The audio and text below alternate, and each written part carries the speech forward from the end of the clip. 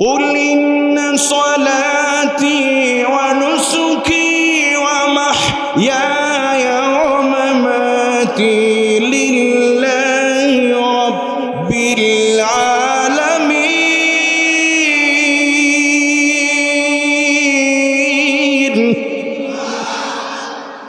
আল্লাহ রাব্বুল আলামিন বলেন, নিশ্চয় আমার জীবন, আমার মরণ, আমার কথা বলা, উঠা বসা, আমার জীবনের সব কিছু কেবলমাত্র শুধুমাত্র কারো জন্য হবে।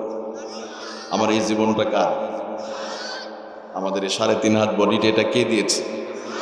তাহলে আমাদের জীবনের সব কিছু হবে ওয়ামাহইয়ায়া ওয়ামামাতি লিল্লাহি রাব্বিল আলামিন।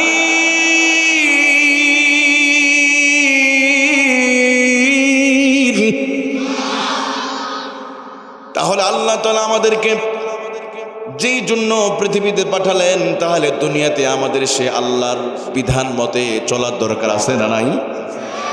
কিন্তু আমাদের এই দেশে আল্লাহর বিধান অনুযায়ী কি চলি? হ্যাঁ চলি, ভুল কথা। শুধু মসজিদে মরার সময় মসজিদের ভিতরে আল্লাহর হুকুম মানি, কিন্তু বাহিরে বিবাহের সময় কোরআনে আয়াত দিয়ে বিবাহ করা হয়। মানুষ মারা গেলে কোরআনে আইন অনুযায়ী দাফন কাফন করা হয়। মসজিদের ভিতরে নামাজের ভিতরে কোরআন আইন অনুযায়ী মসজিদের ভিতরে আল্লাহর হুকুম মেনে চলা হয়। কিন্তু মসজিদের বাহিরে কোর্ট কাছারি আদালতে কোরআনের আইনকে মানা হয়।